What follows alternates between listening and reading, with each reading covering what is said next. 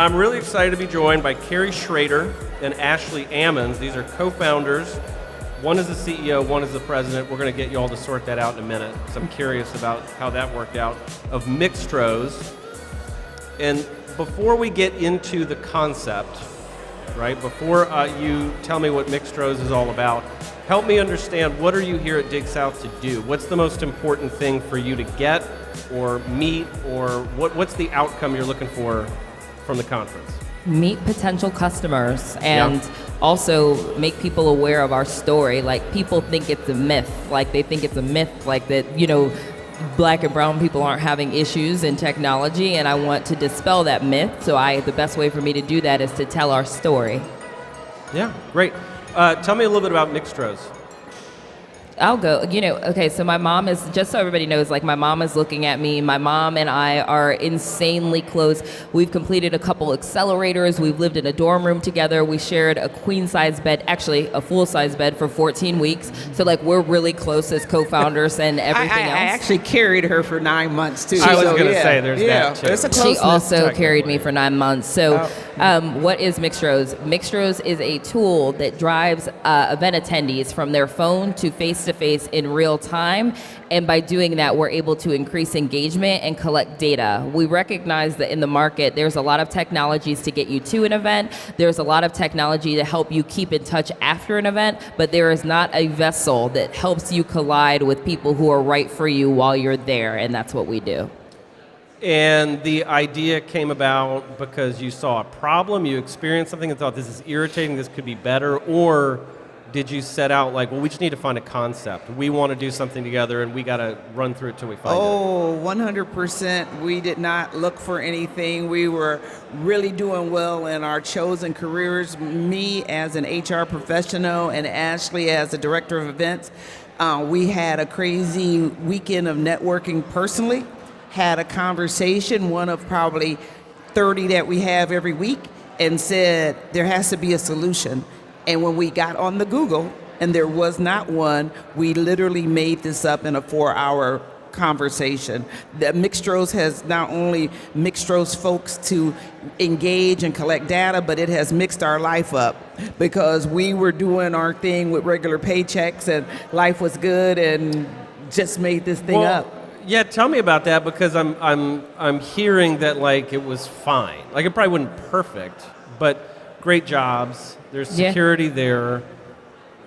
Was there already something in the back of your mind, like, I want to make a leap, I've got to change it, I've got to break out of it, or did it just kind of hit you in that moment? So I think that's interesting. So in the talk that I just did downstairs, like, I always feel the need to lay out our credentials. That's what you have to do when you're coming into a field that people aren't recognizing you as a founder yet. So first thing I said is, my mom, she has her MBA. She's been a Fortune 5 and 100 HR executive. Her last title was Global HR Director. She has led an HR transformation for 100,000 employees. So that's my mom. She's pretty awesome. Then myself, my claim to fame is I was LeBron James' first intern. I was with LeBron for 3 years. Then I moved to New York, worked my way up from executive assistant to director of events in 5 years at a huge luxury hospitality company called Tao. And I have done events for everyone from Oprah to Leonardo DiCaprio, from Moet Hennessy to Coca-Cola. So let's, establish that baseline. Well, no, but that brings me back to my question. Like that, so why? Like, that seems like it's going great. That it was seems going amazing. really good. Yeah. The reason, the why and now is... you're trapped here talking to me. Why take this? I mean, it's a risk, right? More than a risk. Yeah. So what is that? Was it already building through? Not at all. Okay. We just cared the most to solve the problem. We saw the problem. We're the ones that cared the most to solve it. And that we do believe that the reason that we've been successful is because we did not come at it with a tech background. We had domain expertise in the human asset, which has served us here. Yeah. What help me understand the timeline or the trajectory. So the idea, the 4 hours where this thing is hatched. This November the 9th of 2014. Okay, so this has been a minute. Just a talk. Just what are you thinking? Does it exist? Yeah. It's been a long road. To give you an idea of the timeline, we raised a round of friends and family capital. Yep. We raised $200,000. When we raised that 200, on average, black females were raising $36,000. Terrible. Yep. But we made that 200,000 stretch for 3 years. And, I give that all to my mom and her corporate experience. She is really financially savvy, and, our business survived because my mom is here, and you'll hear me keep saying that because literally it happened to us yesterday. Someone came up to my mom and said, "It's so cute you travel with your daughter. That's so sweet." And there's a thing going on. Women over 40 are dangerous. Like, if you're Over looking 50 for a too. co-founder, like I'm telling you, find yourself a woman over 40. And the reason is these are women who, they are so pre-Me Too and all these women's movements. Like, of course, there was women's liberation, but like, it was hard. And, these are women who ran a household. If they had a job, awesome. Yeah. A lot of them managed to go back to school, continue their education, and because of all those things combined, they are a dangerous person as an entrepreneur. They're extraordinary. I say that my mom has made herself like Netflix. She's somebody who keeps on iterating. She's not Blockbuster. She's not going out of business anytime soon. She is also my press agent, and, I am. and I wants was to about to maintain say. her position in my will. That's called a Yeah. hype So- man. If only your mom were here, we could talk I to her. mean- Right. Incredible. It's so interesting. So, because you kind of brought us here, talk to me about, do you feel some expectation? You're at this conference. Do you feel like, as I look back at you, that there's an expectation that you have to create context around this venture and the women leading it, around the assumptions I might have about you, or like how do you balance what you could almost describe as advocacy, right? There's been references to what women of color typically raise and representation versus just the pure promotion of what you're actually doing. Like, you're really just here in it, starting it. How do those two things work together? It's so funny. I'm wearing a T-shirt that we have had since 2017 that we wore at a conference to answer that specific question, because so many times you could actually count how many women, let alone women or persons of color, were in a room in a tech space. And for some reason, I was always chosen to be the one that would be the drink server. And so I would have people, white males, coming up to me and say, gin and tonic, and I'm like, well, I drink Bombay Sapphire. Yeah, You take sounds it? good. Let me know when you have good. it. So this T-shirt that we have on says Black Female Founder Fund Me, and on the back it says Got Seed, like seed funding. And we wore that because we wanted to demystify why we're in a room. So it is advocacy everywhere we go. We also want to show for the young people that are here in different hues of the rainbow, truly anything is possible. Me, as almost a baby boomer, as Ashlee has given such great comments on reinventing myself, in addition to be black female founders in tech without a tech background, I also have that age thing going for me. Mm-hmm. So I think it solves we hit a lot of check marks. You do, and it's interesting to me because the concept itself is about wayfinding inside of a social circumstance, a conference, like getting to a place or having something happen. And it's so interesting when we open that conversation up to people with different perspectives who have completely different experiences of this conference or any other conference. Talk to me about the idea itself, the sense that something's not happening and we Googled it. Did it come from like a real life experience at a conference or something you were at, and you thought this doesn't work very well? Yeah. So literally, my mom and we had two occurrences on the same weekend, and mine was I was at a conference, and my whole point for going there was I wanted to network outside of my immediate events, nightlife, hospitality. Like, I wanted to meet people in fashion and editorial and this sort of thing. So I go there. I'm pretty extroverted, but the suggestion for networking was go up to somebody with the same color dot on their name tag as you. And I was like, what? And then it was an all women's conference. Women, for this inexplicable reason, put their name tag on their breast every time. It's right there. And so I was literally like, okay, so go up to somebody and then say, you're blue, I'm blue, let's be blue. That's not helpful. Like, that's not a great way to kick off a conversation. And what I'll tell you is in the session that we just ran, we did a mix at the end of it. So the people sitting in our session got up and did a mix. They couldn't get out of their group, so much so that they got kicked out. Like, they were like, okay, I understand that y'all are enjoying one another, but like, time to move on. For us, that's a gold star, because that means that connectivity that wasn't happening is. And what the attendees don't know behind the scenes is that connectivity is based on customized questions of the event host. So the event host gets all the data on the back end. So not only are they able to raise the engagement of the attendees, which leads to sponsors and people will buy and come back and all of that stuff, they have actionable data based on real-time information that you can actually see in real time. So you can see, the event host can see in real time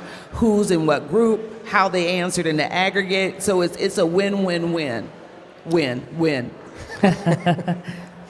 It really interests me, because at this conference, and whoever's listening to this is listening to it whenever, we're at the conference, right? Yes. So this is the context. The conference should be using Mixtroz. I'm an entrepreneur, I have to say that. Thank so go ahead. Yeah.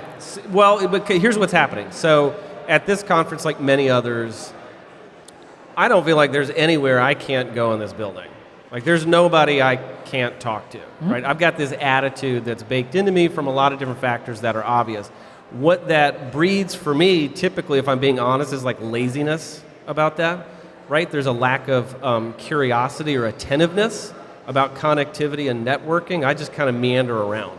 And I'm very aware I'm at a conference with other people who don't share that. Like, they don't, their baseline assumption isn't like, oh, I'm allowed everywhere and I'm going to be welcome. Like, that's not their experience of life. That's limiting in a different way, because they're seeking permission or they want to be invited, and there's little barriers. You know, the example about the name tag was great. Like, I don't know what it's like to be observed as a woman. I have no idea. That's like a thing. That's not optimal to have that little dot system. And what you're doing is really opening up possibilities that are so interesting to me, and making it intentional and making it a system, and giving access that has everybody pay attention in a way that's different, instead of just falling back into these kind of default assumptions about how a conference would work. I have something good to share about that. So I mentioned being LeBron's intern. You know, people will say, how did that come? Was it a family connection? How did that happen? And literally the way that it happened is, I was in undergrad and I was super involved in undergrad, but I was working on a project and they paired me up with a student, randomly. Student actually looks a lot like you. You and I look nothing alike, right?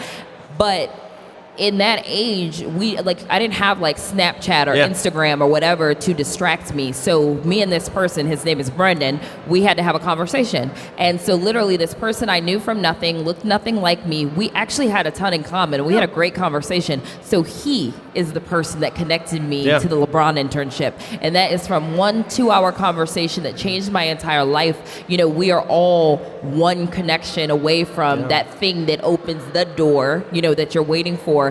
And so what we know today about Mixtroz, the thing we're solving for, is it's a sociological phenomenon called homophily. It exists. It's been studied in deeply at Columbia University. And essentially it's the idea that birds of a feather flock together. Like, people generally go toward people who uphold their status quo instead of challenge it. It's natural, it's what we do. But what we know is the most valuable dynamic conversations and connections come from people who know nothing about one another. They look nothing alike. And so that's what we're looking to capitalize on while we provide value to an event host. Yeah. Well, it's interesting, and it's a great challenge for, if there are folks here raising money and they're worried about being wrong. Right? They're worried that their idea isn't quite good enough. And there's an impulse in all of us to seek out validation. Right? This feels a lot better, because it's risky. You might get embarrassed. You might have to change, God help us, if you didn't have it quite right. And if I never talk to anybody who's different, it seems a lot safer. Talk to me real quickly about the intense corporate politics at the top of this company. One of you is the CEO, one of you is the president. What does that actually look like? I'm kidding. I don't think there's a lot of politics. But how does that work? We share a bed sometimes. Yeah, Come on. right. So no politics. This is Kerry, and I am her mom, although I look very youthful, like maybe a middle sister to her. I am the CEO of Mixtroz, and really the CEO or the president, the janitor, the admin, the marketing specialist, what have you, we both wear many, many hats. And I have to tell you, I could not name a person that I would go through this journey with other than Ashlee, because she was a dynamic person all of her own. Like, I watched her grow as a child, and literally I observed her career progress. She is a workhorse. She is intelligent. If anybody saw her speak today, she proved it there. You know, people say she's my mini-me, but she has taken my, I hope, influence, and she has quadrupled it, 10 times it, what have you. So we don't really have politics. We both respect each other's expertise. We really, really do. And so when it comes to a problem, we see whose expertise it belongs to. And if not, we just say, what is the best decision based on facts? And the other thing is, like, I want to dispel the myth. First of all, thank you, Mom. You're very sweet. But me and her come to blows. Like, it's not all roses. No. And everybody like, let's hold hands and skip. But at the end of the day, this is like my road dog. Like, she ain't going anywhere. I'm not going anywhere. You know. So like,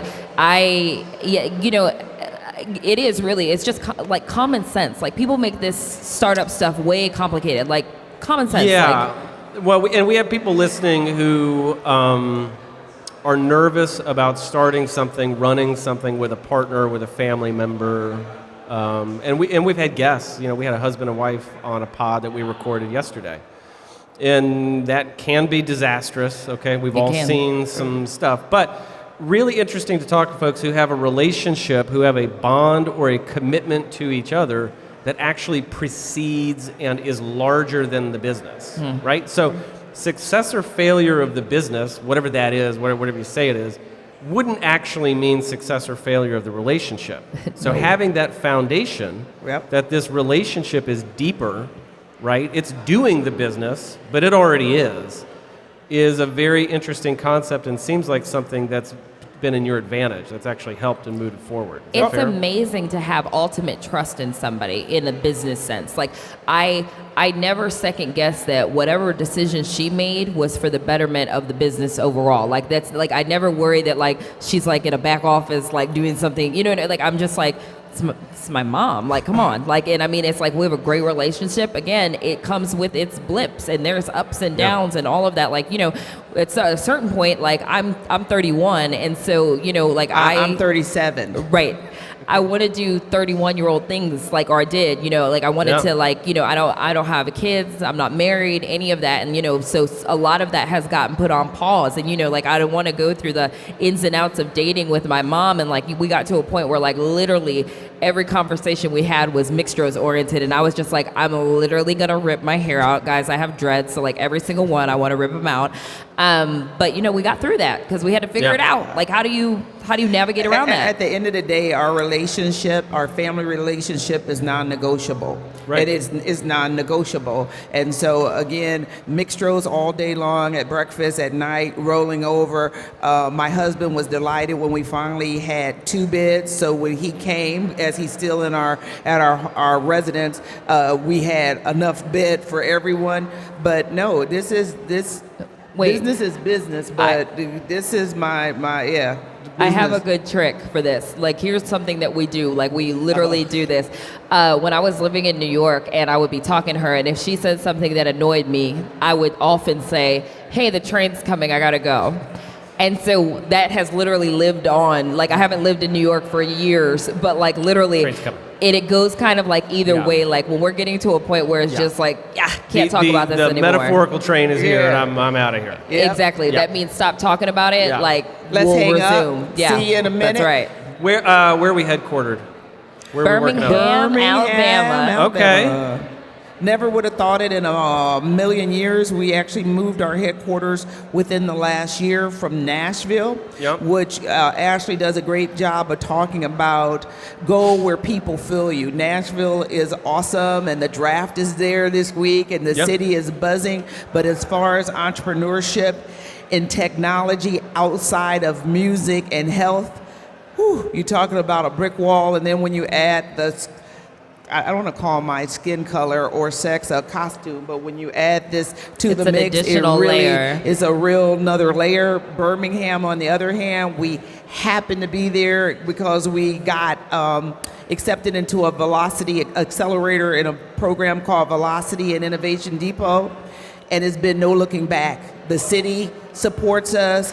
The civic leaders, it is, I can 100% say it's 180 degree different of any support we have seen in our journey. Yeah. I love those cities that, quite frankly, are a little bit hungrier right now. Yeah.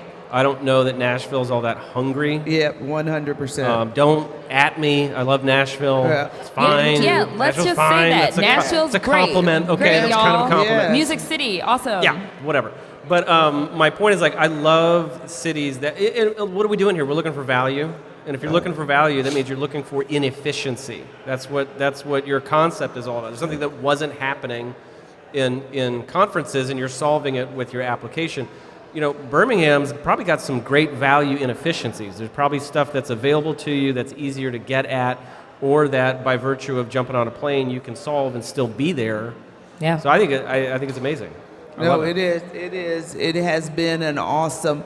It truly has been awesome. Yeah, no, it has been awesome. I mean, just to put it quite frankly, and again, we have love for Nashville. Like, I'm on the board of the Nashville Entrepreneur Center. Like, I have love there. I'm also on the board of Tech Birmingham. Yeah. Love there, but for different reasons. You know, in Nashville, my goal is that people who look like me or different than me, just colorful people in general, and I mean that more than skin color. Yeah. I mean that, like, gender. I mean, Sexual like, all of that. preference. Sexual preference, all of that. Like, I need people to have an easier time. There's amazing ideas everywhere, and just because you don't look a certain way, you can't get in the door. Like, it's not so good. And the one thing I do want to say, I think the world, and if not the world, Ashlee and I, the world, we're tired of all of these white papers. We know, people know what the issues are. And so when you go in a city or an organization and the first thing they say is, we need to do a white paper on why there's not colorful people in this room.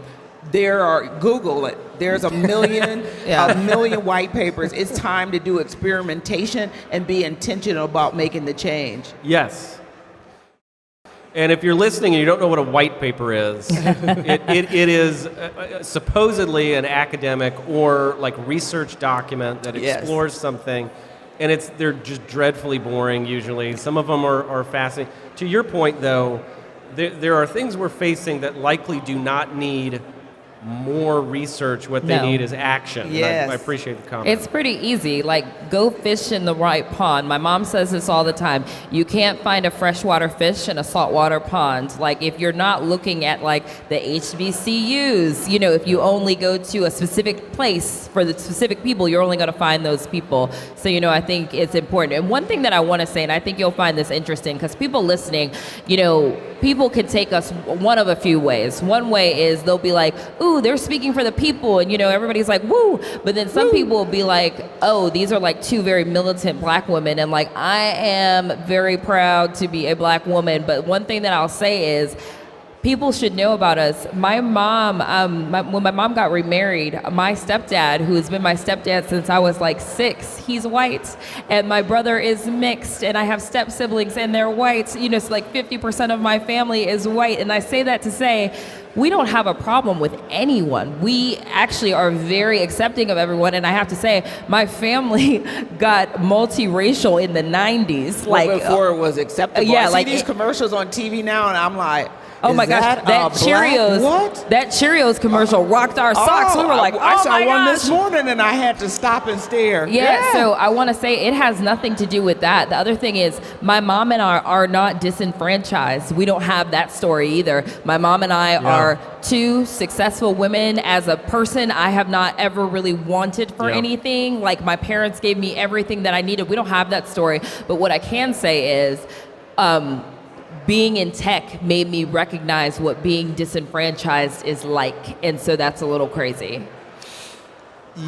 Yeah, and there's a lot we could say about that. It's interesting. We did an interview recently where we talked about Atlanta at length, which is a complicated city and an amazing city, but has some things going on in it that really that I find exciting. That shows some pathways to progress. And we're recording in Charleston, which I love, and has a ton of work to do.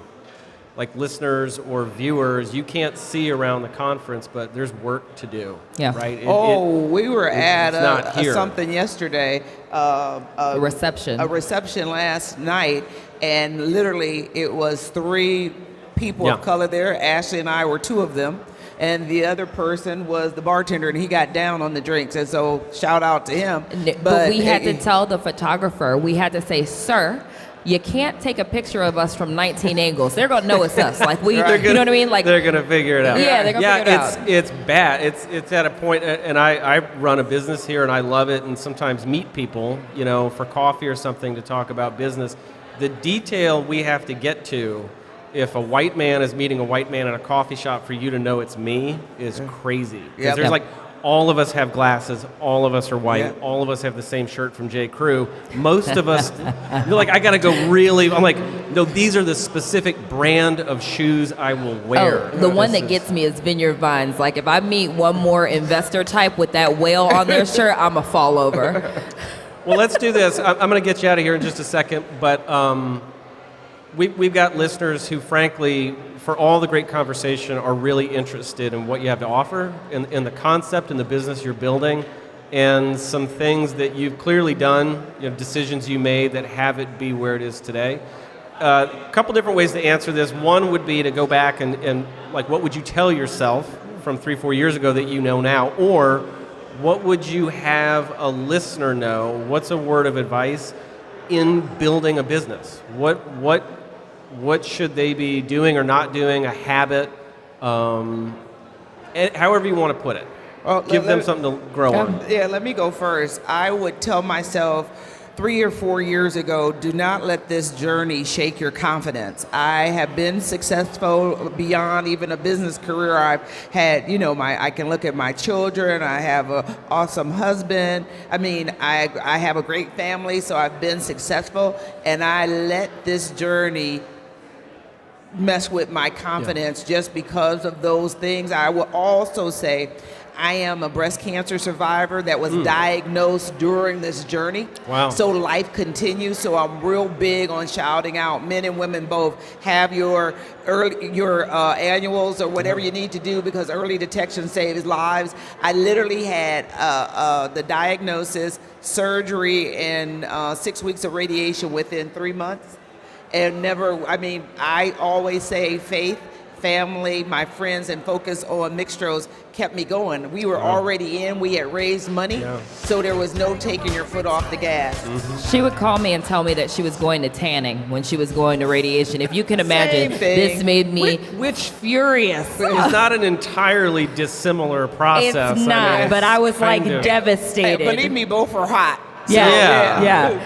Mine, I'm going to say two things, and one I said on the stage this afternoon, which is if you're in an ecosystem that's not feeling you, get out immediately. Like, get out. We had to have our journey. We stayed in the wrong ecosystem for far too long, but, I appreciate that part in our journey. Made us stronger, made our business better. But, like, if you're a new entrepreneur starting out and people just tell you, you're crazy or because of the way you look, like, whatever, but you're seeing traction on your side, get out, move. There's so much world for you to see. Like, there's so many other ecosystems. Go there, find your people, and thrive. So that, and then, use what you have today to build what you want tomorrow. Someone today she was such a nice woman, and she was refilling the coffee station here today, and she came up to me, like, I don't think she knew, who I am, not that she should, but she said, I want to really start, a store of some kind, but I have no idea where to start. And I said, of course you do. You have Google in your pocket. Start there. Yeah. There's a million stores. Somebody has written about starting a store.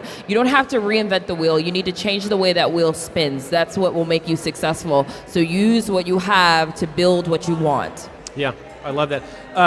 Give us a URL, somewhere to go. People want to learn more about Mixtroz. Oh, yes. So we are Mixtroz.com, Mixtroz.com. Mixtroz stands for mixer and introduction smushed together. And then across all social, we are at Hello Mixtroz. That's a lie. We just changed. I'm so sorry. Yeah. Okay, wait. Across all social, we are at Mixtroz. Okay. I promise, we're at Mixtroz. We're at Mixtroz. Ashlee is at She Mix a Lot. Yeah, I'm at She Mix a Lot 87. If you guys know Sir Mix a Lot, that's a really good name. And Kerry says hello. So yeah. Well, I love it. Kerry and Ashlee, Mixtroz, thank you so much. Thank you. Thank you.